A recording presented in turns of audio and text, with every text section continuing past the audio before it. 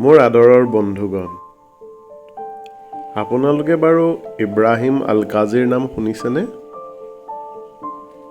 Ibrahim Alkazi National School of Drama দিল্লীৰ প্ৰথমজন director আছিলে। মই মাজতে NSD দিল্লীলৈ গৈছিলোঁ। তাৰ লাইব্ৰেৰীত মই এখন কিতাপ কিনিবলৈ পালোঁ। মোৰ বান্ধৱী বাণী শইকীয়া এতিয়া তাৰ ছেকেণ্ড ইয়েৰৰ ছাত্ৰী নেকি, তাই মোক এই কিতাপখন কিনাই দিছিলে NSD লাইব্ৰেৰীৰ পৰা। ইব্ৰাহিম আল-কাজি, ৰংগমঞ্চ কে যুগ পুৰুষ। এইখন চাগে এটা সংকলন।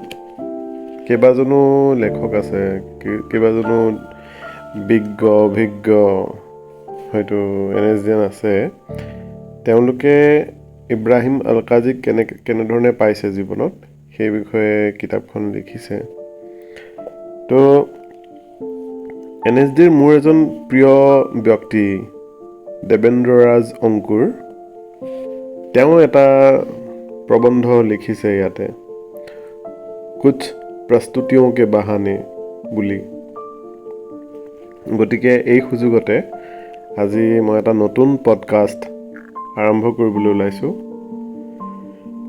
আৰু এই পডকাষ্টটিত আমি NSDৰ বহুতো অভিজ্ঞ গুৰু আছে, মনীষী আছে, নাটকৰ মনীষী। তেওঁলোকৰ বিষয়ে আমি চৰ্চা কৰিম। বাৰু যি নহওক, এই দেবেন্দ্ৰৰাজ অংকুৰ দেৱে ইব্ৰাহিম আল-কাজি ৰংগমঞ্চ কে যুগ পুৰুষ বুলি যিখন সংকলন কিতাপ ওলাইছে, তাত যিটো তেওঁ প্ৰবন্ধ লিখিছে, সেই প্ৰবন্ধটো মই আপোনালোকক শুনাবলৈ ওলাইছোঁ।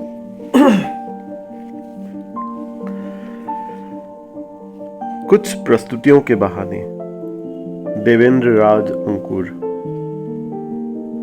এটা টোকাত লিখিছে, সৰু টোকা, মূল প্ৰবন্ধৰ আগত এটা টোকা আছে, সেই টোকাটোত লিখিছে, विद्यालय में अपने कार्यकाल के दौरान अल-काजी ने विस्तार कार्यक्रम की भी शुरुआत की थी, जिसे बाद में 1978 में V.V. करांत ने एक ठोस दिशा दी। 1967 में विद्यालय के ग्रीष्मावकाश के दौरान एक 6 सप्ताह के रंग शिविर का आयोजन किया गया, जो बाहर काम कर रहे रंगकर्मियों के लिए था। इसमें रंगमंच के सभी विषयों में प्रशिक्षण के साथ साथ उनके साथ लोरका के चर्चित नाटक यरमा का मंचन भी किया था। টোকাটো এনেধৰণৰ আছিল। কাষত এখন ছবি দিছে, চাগে সেই यरमा নাটকখনৰে ছবি হ'ব এইখন। তলত টোকা লিখিছে, गिरीश कर्नाड की विख्यात रचना तुगलक के एक नाटकीय दृश्यों में राजेंद्र राजपाल और मनोहर सिंह। V.V. करांत नी ইব্ৰাহিম আল-কাজি ৰাণা বি 1972। এখন ফটো আছিল ছাইডত। বাৰু যি নহওক, আমি মূল প্ৰবন্ধটিলৈ আগবাঢ়িছোঁ। अल-काजी साहब की पहली प्रस्तुति सुनने देखने का अवसर मुझे 1965 में मिला। भारतीय ज्ञानपीठ पुरस्कार पहली बार मलयालम के प्रसिद्ध कवि जी शंकर कुरूप को दिया गया था और उन्हीं के सम्मान में विज्ञान भवन में पुरस्कार समारोह आयोजित किया गया था। इस कार्यक्रम में अल-काजी ने जी शंकर कुरूप की कुछ कविताओं का अंग्रेजी में पाठ किया था। मैंने पहली बार वहाँ उन्हें देखा और सुना। तब तक उन्हें दिल्ली आए 3 साल हो चुके थे। वे मोहन राकेश के आसार का एक दिन और धर्मवीर भारती के अंधा युग की बेहद प्रभावशाली प्रस्तुतियां कर चुके थे। लेकिन मुझे उनके बारे में ज़्यादा पता नहीं था। मैं स्वयं 1962 में दिल्ली में आ गया था। यद्यपि दिल्ली आने से पहले भी नाटक रंगमंच की शुरुआत स्कूल के स्तर पर हो चुकी थी, लेकिन इस दिशा में सही शुरुआत 1964 में दिल्ली विश्वविद्यालय में प्रवेश के बाद हुई। पहली बार उन्हें सुनने देखने का अनुभव आज भी मेरे जेहन में ज्यों का त्यों जीवंत है। मंच पर एक डायस के पीछे खड़े अलकाजी साहब टेबल लैंप अथवा मात्र एक रोशनी में कविता के एक एक शब्द को स्पष्टता, गहराई और अनुभूति के साथ वाचन करते हुए और उस वाचन के सामान्यतम एक दृश्य संसार को साकार करते हुए। पूरा वाचन शायद 10-15 मिनट का ही हो रहा होगा, लेकिन उसी से स्थापित हो गया कि उनका भाषा के वाचिक पक्ष का पर कितना अधिकार है। बिना किसी अतिरिक्त अंग संचालन के केवल आवाज के माध्यम से कवि के शब्दों की बाहरी और आंतरिक परतों को उघाड़ा जा सकता है। यह उसी दिन देखने को मिला। इसी से मिलता जुलता अनुभव एक बार फिर हुआ अलकाजी साहब के साथ, जब हम राष्ट्रीय नाट्य विद्यालय में पहले वर्ष के छात्र थे। यूं तो अलकाजी हमें पाश्चात्य नाटक पढ़ाते थे, लेकिन कभी कभी स्पीच की कक्षा भी लिया करते थे। ऐसी ही एक कक्षा में उन्होंने हम लोगों के साथ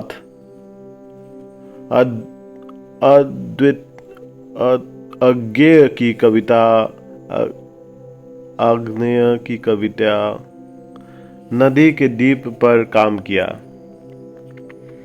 कविता की एक एक पंक्ति पर यहाँ तक कि एक शब्द का पाठ कैसे किया जाना चाहिए, शब्दों से व्यंजित होती ध्वनियों, चित्रों और बिंबियों की कैसे साकार किया जाए, इस विषय में विस्तार से समझाया। कविता में आए रेत शब्द को लेकर वो बहुत सजग थे। रे बोलते ही सुनने वाले के सामने झरते या उड़ते रेत की आवाज साकार हो जानी चाहिए, ऐसा उनका आग्रह था। जिस दूसरी प्रस्तुति से मेरा साक्षात्कार हुआ वो भी अलकाजी द्वारा निर्देशित प्रस्तुति नहीं थी। हम 1967 में दिल्ली विश्वविद्यालय में एमए हिंदी के छात्र थे और नाटक और रंगमंच हमारा ऐच्छिक विषय था। हम यानी दिनेश ठाकुर, महेश आनंद और मैं।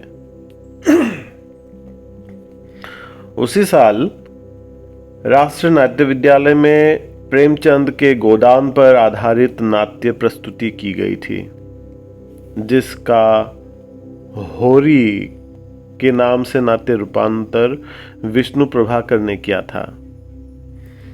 प्रस्तुति का निर्देशन किया था उसी वर्ष के स्नातक केरल के जी कुमार वर्मा ने, और उसका सारा मंच विन्यास और दृश्य परिकल्पना अलकाजी ने की थी।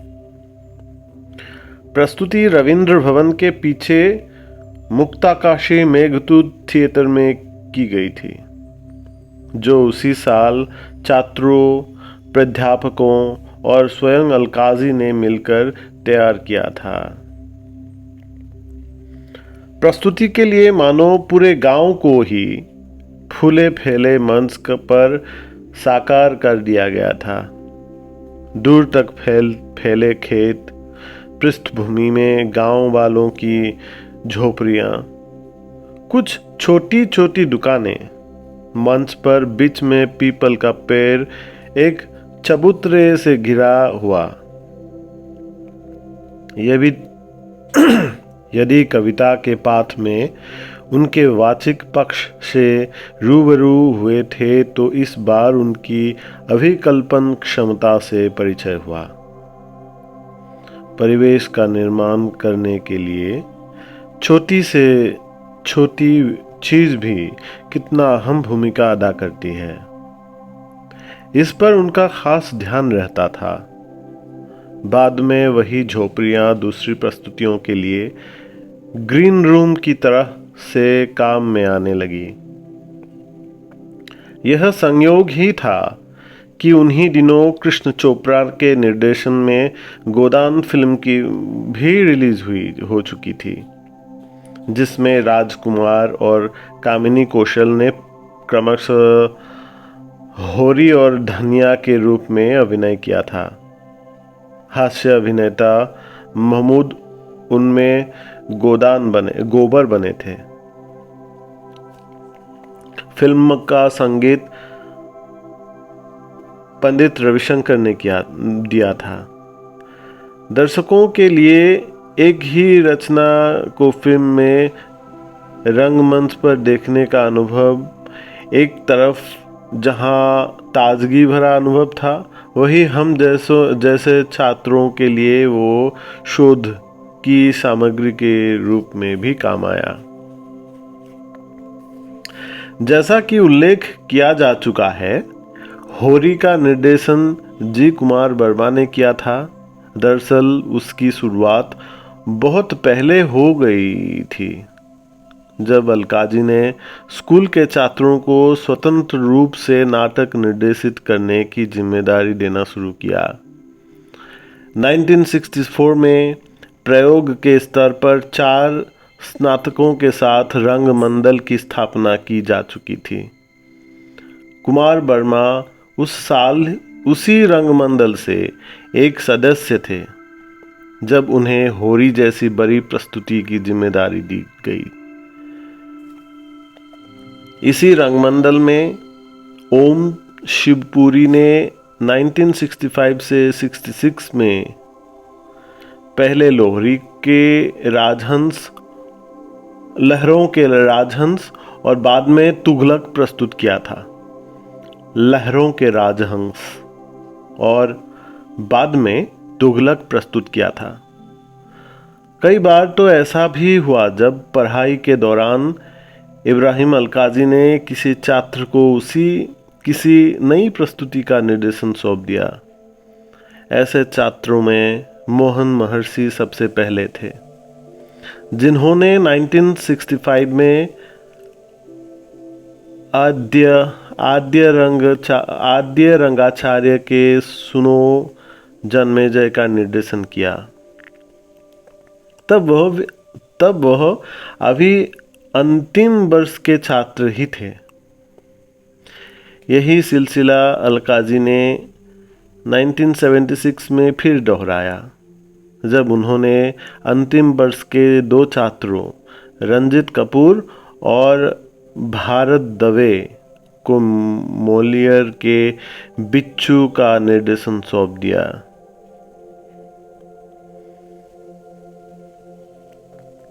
स्वयं हमारी कक्षा के साथ भी ऐसा ही हुआ। अपनी कक्षा में हम 4 लोग निर्देशन के छात्र थे। अलकाजी ने चेखव का 3 बहने मंचन के लिए चुना और हम चारों को एक एक अंक का जिम्मा दे दिया। यह बताने की जरूरत नहीं कि उन दिनों हर प्रस्तुति में पूरे स्कूल के छात्र एक साथ भाग लेते थे। अलकाजी का मानना था कि इस प्रक्रिया में जूनियर छात्र अपने सीनियर छात्रों के साथ काम करते हुए या उन्हें देखते हुए ही बहुत कुछ सीखते हैं। उनके जाने के बाद पूरे स्कूल का एक प्रस्तुति में काम करने का दौर पूरी तरह से खत्म हो गया।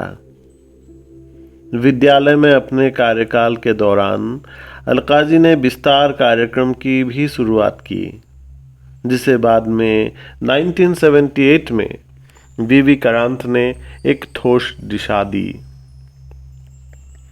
1967 में विद्यालय के ग्रीष्मावकाश के दौरान 6 सप्ताह के एक रंग शिविर का आयोजन किया गया, जो बाहर काम कर रहे रंगकर्मियों के लिए था। इसमें रंगमंच के सभी विषयों में प्रशिक्षण के साथ साथ उनके साथ लोरका के चर्चित नाटक यरमा का मंचन भी किया था, उसी मेघदूत थिएटर में।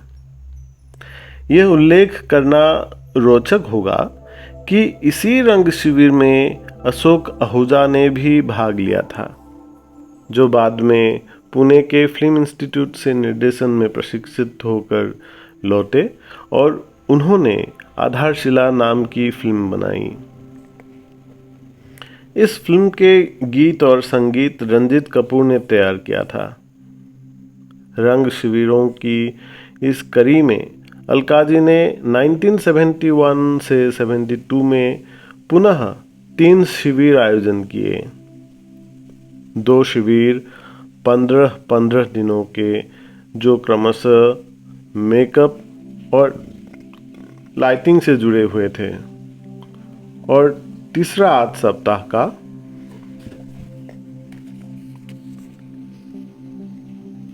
प्रस्तुतिपरक शिविर। पर इस शिविर में सोफोक्लिस के नाटक राजा इडिपस का अलकाजी ने निर्देशन में मंचन किया था। इस शिविर में ऐसे बहुत से लोगों ने शिरकत की थी, जो बाद में अलग अलग क्षेत्रों में अपने काम के लिए जाने गए। कुछ नाम लेने ही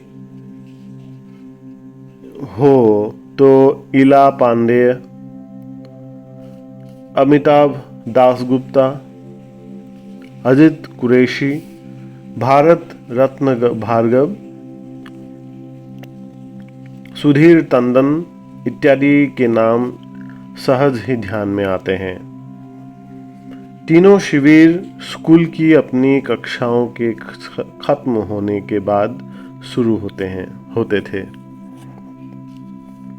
उन दिनों हम लोगों का अंतिम वर्ष था।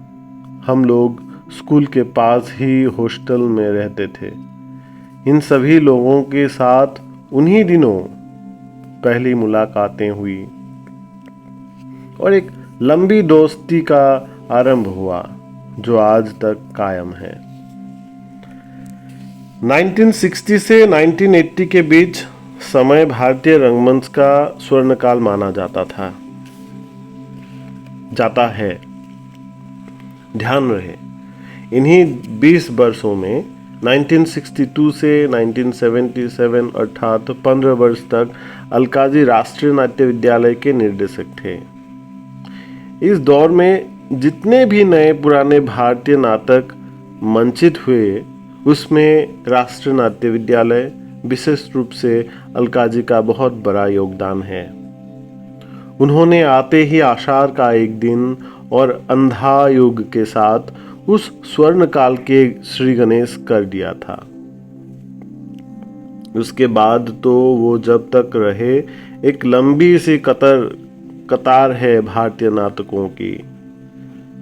सुनो जन्मेजय, लहरों के राजहंस, तुगलक, मध्यम योग, भगवदजुक्कम, होरी, जसमाओरन, स्कंदगुप्त, शारदिया, बकरी, पांचवा सवार, जनाने दांत का अस्पताल, सूर्यमुख, एक सत्य हरिश्चंद्र, सूरज का 7वां घोड़ा, मरजीवा, तिलचट्टा, सूर्य की अंतिम किरण से, 8वां सर्ग, जग उठा है रायगर, 3 एकांत, भीष्म विजय, मिट्टी की गाड़ी, सुल्तान रजिया, हिरोशिमा, लैला मजनू, रस गंधर्व, चिंदियों की एक झालात, संध्या बीती, मेरे होकर इत्यादि। यह रेखांकित किया जाना चाहिए कि इसमें से कुल 8 नाटक उन्होंने स्वयं निर्देशित किए थे और शेष नाटक भी स्थापित निर्देशकों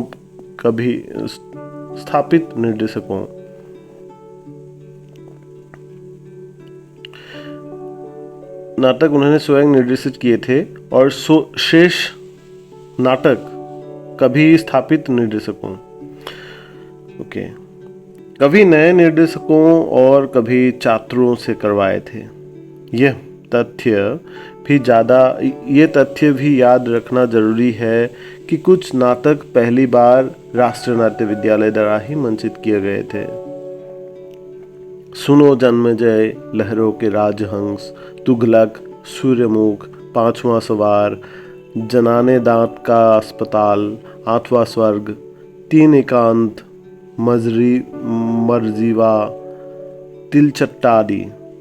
यह जानकारी इसलिए जरूरी है कि प्रायः अलकाजी के विषय में ऐसी अवधारणा रही है कि उन्होंने हमेशा स्थापित और जाने पहचाने नाटकों को ही मंचित किया या राष्ट्रीय नाट्य विद्यालय में मंचित होने दिया। अलकाजी में एक बड़ी खूबी ये भी थी कि यदि उन्हें किसी प्रतिभा दिखाई दे गई तो वो किसी भी तरह उसे स्कूल से जोड़े रखने में कोई कसर नहीं छोड़ते थे। मैं यहाँ मात्र 3 उदाहरणों की चर्चा करूंगा।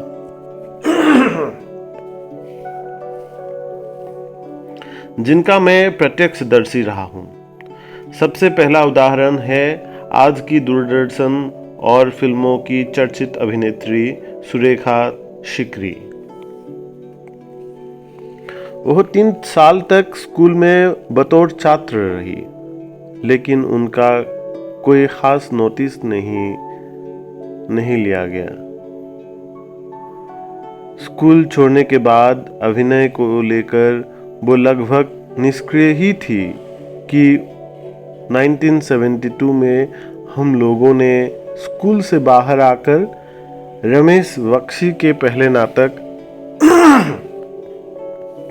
देवयानी का कहना है का मंचन किया। इसे राजेंद्र गुप्त ने निर्देशित किया था। इसमें सुरेखा शिकरी ने देवयानी का इतना सख्त एवं जीवंत अभिनय किया कि रातों रात उनकी पहचान एक गंभीर और प्रौढ़ अभिनेत्री के रूप में स्थापित हो गई। अलकाजी साहब भी हमारी प्रस्तुति को देखने आए थे। प्रदर्शन के तुरंत बाद उन्होंने सुरेखा शिकरी को राष्ट्रीय नाट्य विद्यालय रंगमंडल में शामिल होने का आमंत्रण दे डाला। उसके बाद हम लोग उस नाटक के प्रदर्शन नहीं कर सके, लेकिन रंगमंडल में जाने के बाद सुरेखा शिकरी ने अलग अलग भूमिकाओं में अभिनय के जो नए प्रतिमान गढ़े वे सब अब इतिहास में दर्ज हो चुके हैं। इसके बाद नाम आता है बलराज पंडित का। वे राष्ट्रीय नाट्य विद्यालय में निर्देशन के छात्र थे। पहले बार जब उन्होंने अंतिम परीक्षा के लिए अपना लिखा नाटक मंचित किया तो उन्हें फेल कर दिया गया। परीक्षा दोबारा हुई जिसमें उन्होंने एक नया नाटक लिखा, पांचवा सवार। एक दिन उन्होंने अलकाजी को वो नाटक पढ़कर सुनाया और स्कूल के छात्रों के साथ उसकी प्रस्तुति करने का प्रस्ताव करने सामने रखा। अलकाजी को उस नाटक में न जाने कौन सी अदृश्य संभावनाएं नजर आई कि उन्होंने सीधे बलराज पंडित को रंगमंडल में आने का न्योता दे डाला।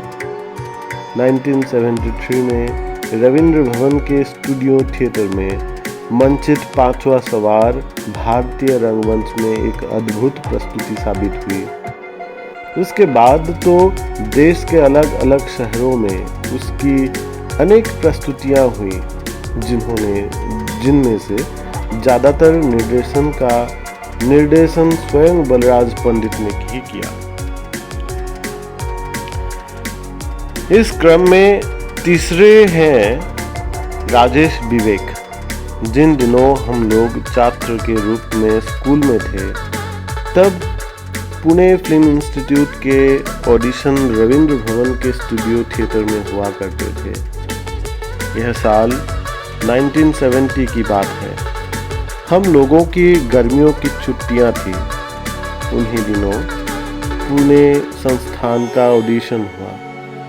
अलकाजी भी चयन समिति के सदस्य थे। राजेश विवेक उसी साल वहां के लिए ऑडिशन देने जौनपुर से दिल्ली आया था। स्कूल के छात्र होने का कारण हम लोग भी रविंद्र भवन के स्टूडियो थिएटर में बैठकर उनका ऑडिशन देख सकते थे। राजेश विवेक ने अपना ऑडिशन संस्कृत भाषा में दिया था।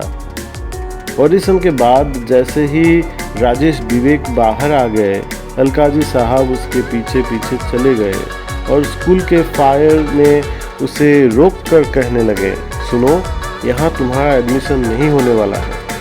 क्यों नहीं तुम स्कूल में अप्लाई करते? हमारे यहाँ 1 साल के ऑडिशन हो चुके हैं। तुम अगले साल आओगे तो मैं तुम्हें ले लूँगा। कहने की जरूरत नहीं कि राजेश विवेक अगले साल वापस आया और उसका चयन हो गया। उसके बाद तो पहले एक छात्र के रूप में और फिर सालों साल रंगमंडल में रहते हुए उनके एक के बाद एक न जाने कितनी अविस्मरणीय भूमिकाएं की। बीवियों का मदरसा में बूढ़ा प्रेमी, आधे अधूरे के पांचों पुरुष, 8वां स्वर्ग का धर्माध्यक्ष, बेगम का तकिया में दरियाशाह, मुख्यमंत्री में दूरदर्शन दुबे और छोटे सैयद, बड़े सैयद में छोटे सैयद। यहीं इस बात को भी याद कर लेना होगा कि 1975 में कहानी का रंगमंच की जो पहली प्रस्तुति तीन एकांत मैंने रंगमंडल के साथ की थी, उसी एक कहानी ढेर इंच ऊपर में राजेश विवेक ने यादगार अभिनय किया था। इसे भी एक विडंबना ही कहा जाएगा कि जब राजेश विवेक रंगमंडल छोड़कर मुंबई चले गए तो वहां वो टाइम भूमिकाओं में फंस कर रह गए। जब हम लोग पहले साल के छात्र थे तो अलकाजी ने ओथेलो नाटक को मंचित करने का निर्णय लिया। उस समय पूरे स्कूल में तीनों सालों के छात्र और रंगमंडल के सदस्यों को मिलाकर कुल 35-36 लोग थे। अलकाजी हमेशा एक भूमिका के लिए 2-2 छात्रों को रखते थे।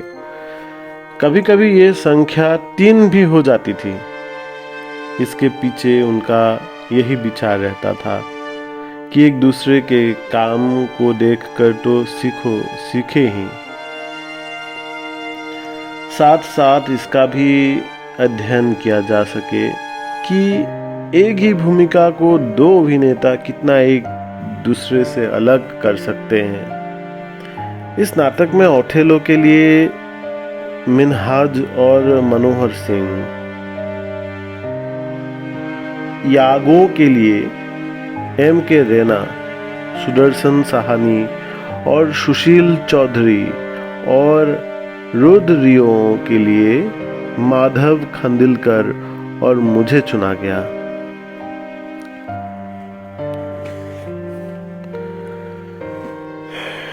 बाकी सारे लोग तो अभिनय में ही विशेषज्ञता हासिल कर रहे थे, लेकिन मेरी अभिनय में कोई रुचि नहीं थी। पर पहले साल में होने के कारण मैं सब कुछ करना होता था, हमें सब कुछ करना होता था। बेशक अनचाहे ही अभिनय करना पड़ा, लेकिन पहली बार अभिनय से जुड़ी कुछ व्यवहारिक चीज़ों का पता चला कि बोलने और सांस लेने में क्या संबंध है। मंच पर तनाव रहित होना क्या होता है। जब भी आप एक स्थान से दूसरे स्थान तक कोई मूव लेते हैं तो हाथों की गति पर नियंत्रण होना चाहिए। यदि 12 हाल प्रस्तुति तैयार हुई और मेघदूत थिएटर में उनका मंचन हुआ। इस बार दर्शकों के बाएं ठीक मंच के किनारे पर 2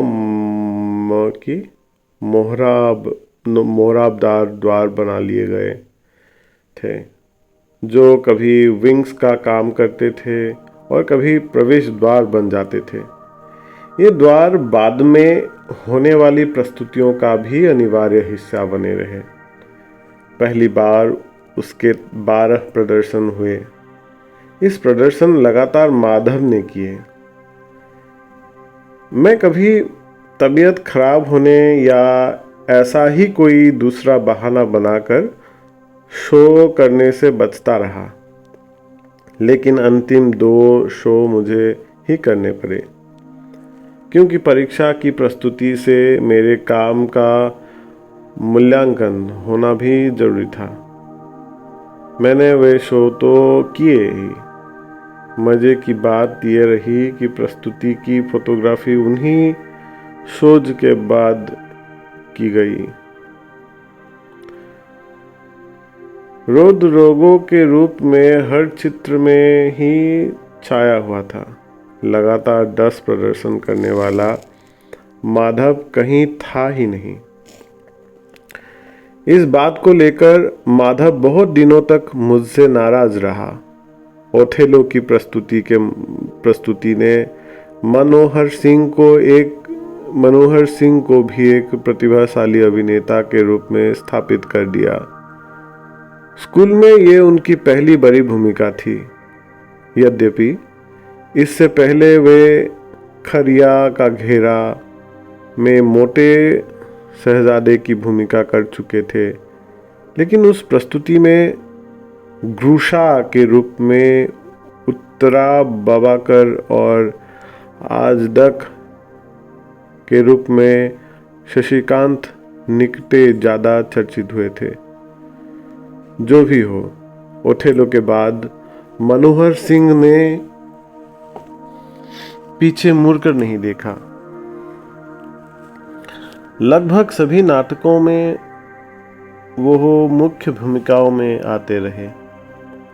थ्री पेनी ओपेरा में मैकबेथ बनाम मोकी द नाइट, तुगलक में Tughlaq, look back in anger में जिमी पोर्टर, दांतों की मौत में दांतों जैसे चरित्रों के नाम के साथ हमेशा जुड़े रहेंगे। ओम शिवपुरी के जाने के बाद राष्ट्रीय नाट्य विद्यालय में मानो एक शून्य जैसा भर गया था। उससे मनोहर सिंह का पूरा कर दिया। उसे मनोहर सिंह ने पूरा कर दिया। अलकाजी को भी मानो एक नया विकल्प मिल गया। मनोहर सिंह के साथ साथ एम के रैना के लिए भी ये प्रस्तुति महत्वपूर्ण साबित हुई। वह अपने अंतिम वर्ष में थे और अभी तक उन्हें कई ऐसी भूमिका नहीं मिली थी जिसमें वो अपनी प्रतिभा की पहचान दे सके। प्रयोगों की भूमिका मानो रैना के लिए ही लिखी गई थी। ओथेलो और यागों के रूप में मनोहर सिंह और रैना एक दूसरे के पूरक थे और अलकाजी ने भी इस पर ज़्यादा से ज़्यादा फोकस किया। 1972 की मई में अलकाजी ने हम लोगों के साथ तुगलक को मंचित किया। इससे पहले भी 1966 में ओम शिवपुरी तुगलक को निर्देशित कर चुके थे। तुगलक की वो प्रस्तुति किसी भी भाषा में होने वाली पहली प्रस्तुति थी। तब तक कन्नड़ भाषा में भी तुगलक का कोई मंचन नहीं हुआ था। जिस भाषा में मूल रूप से वो लिखा गया था, उस प्रस्तुति का दृश्यबंध अलकाजी ने डिजाइन किया था। वह प्रस्तुति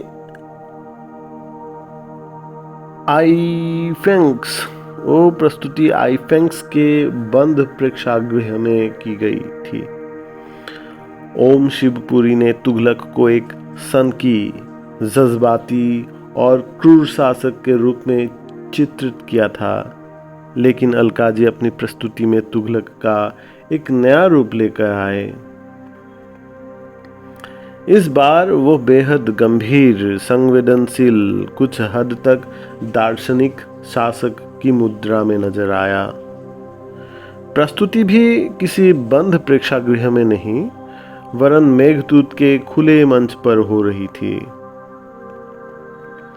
प्रस्तुति में मनोहर सिंह तो थे ही, बाद में भारतीय रंगमंच, फिल्म और दूरदर्शन में अपनी जबरदस्त उपस्थिति दर्ज करने वाले बहुत से लोग मौजूद थे।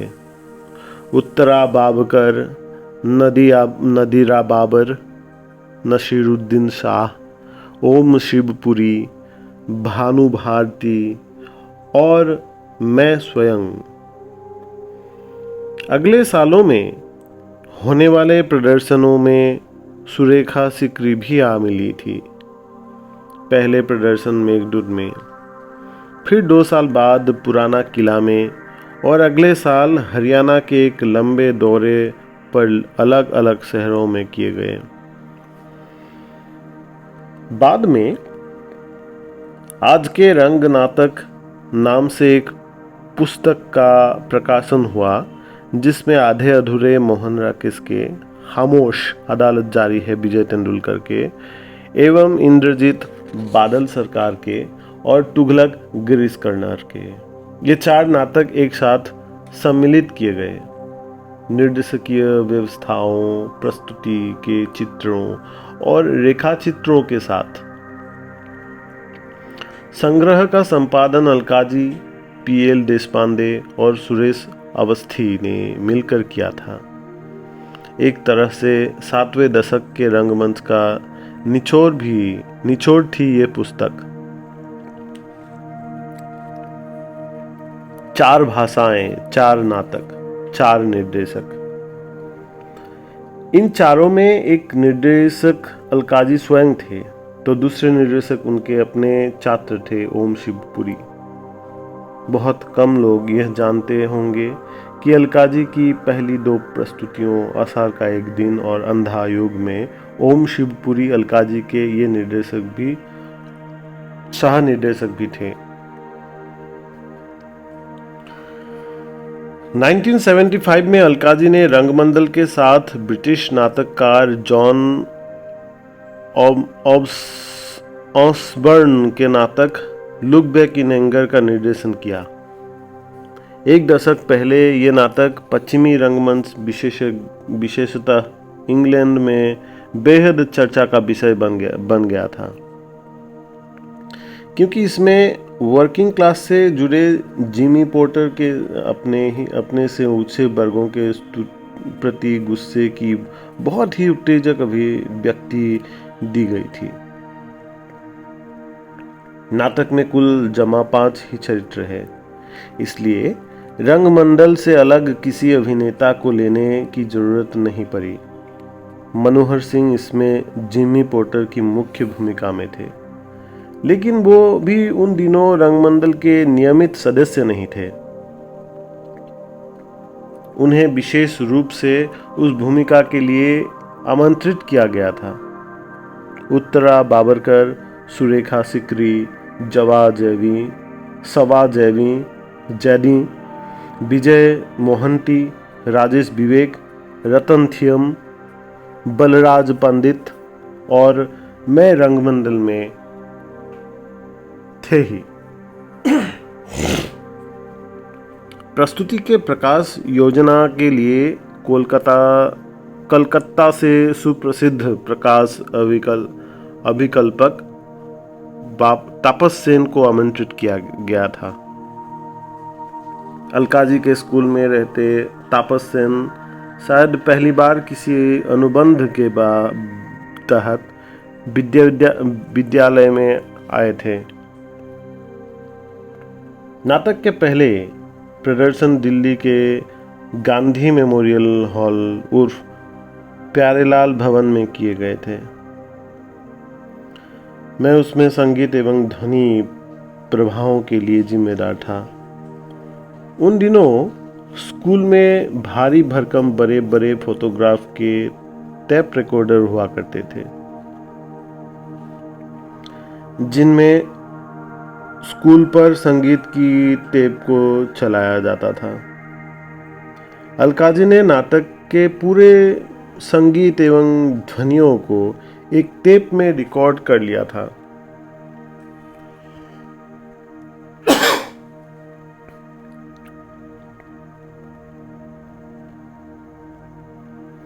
जिनमें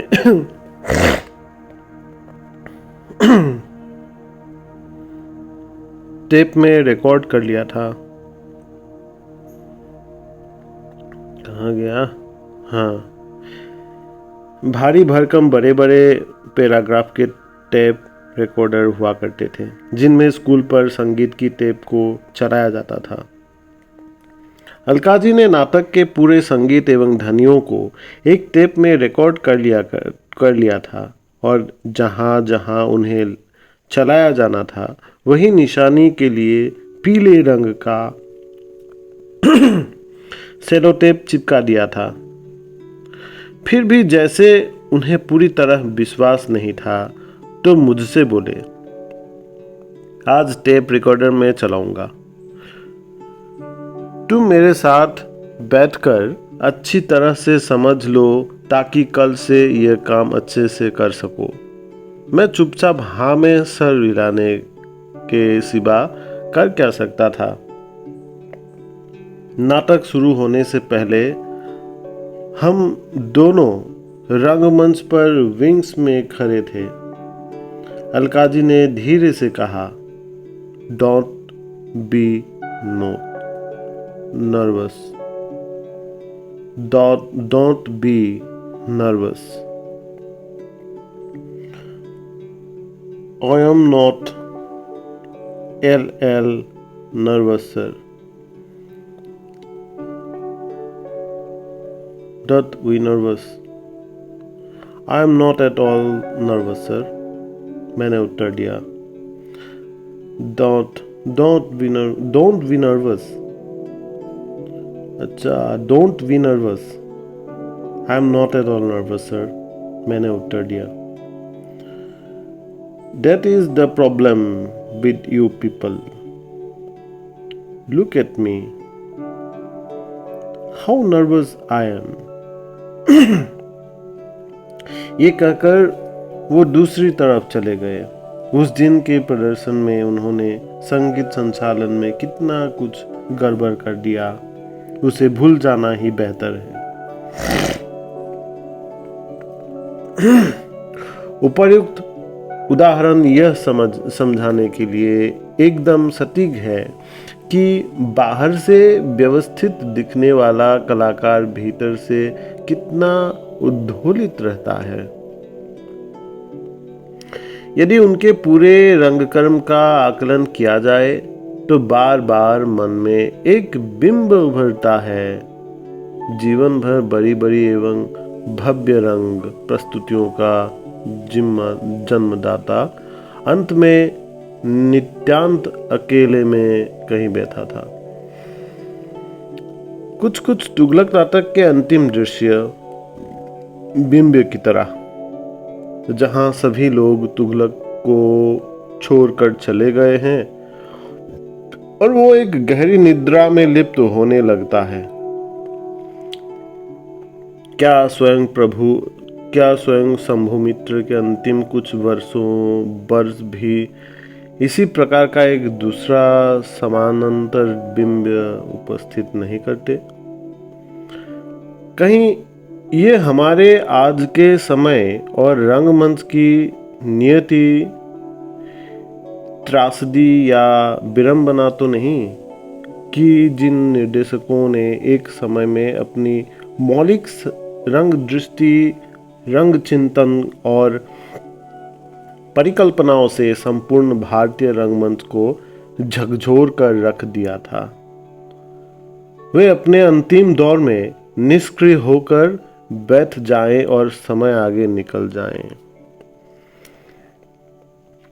ये सारी चिंता और पीड़ा इसलिए है कि मैं स्वयं अलकाजी का छात्र रहा हूँ और उन्हीं के दिखाए मार्ग से गुजरकर रंगमंच में अपनी एक अलग पगडंडी बनाने की कोशिश की है। उपर्युक्त सारे प्रश्न चिन्हों के बावजूद उनके साथ बिताए गए क्षणों की वे स्मृतियां सदैव मन मस्तिष्क में जीवित रहेंगी,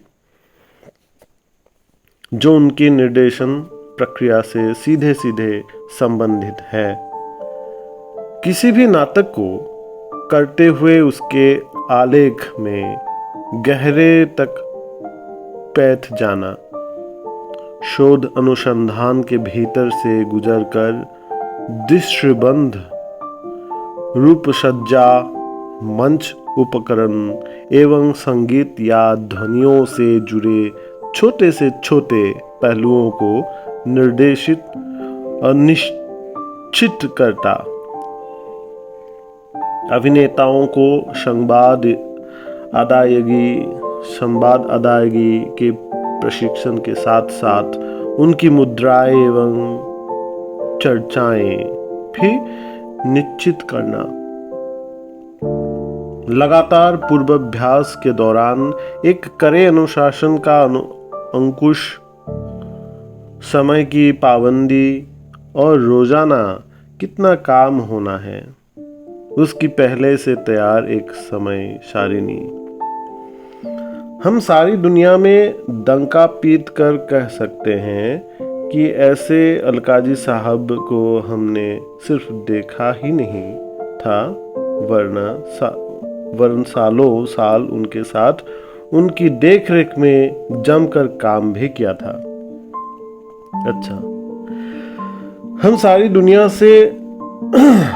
दुनिया में डंका पीट कर कह सकते थे, हम सारी दुनिया में डंका पीट कर कह सकते हैं कि ऐसे अलकाजी साहब को हमने सिर्फ देखा ही नहीं था, वरन सालों साल उनके साथ उनकी देखरेख में जमकर काम भी किया था।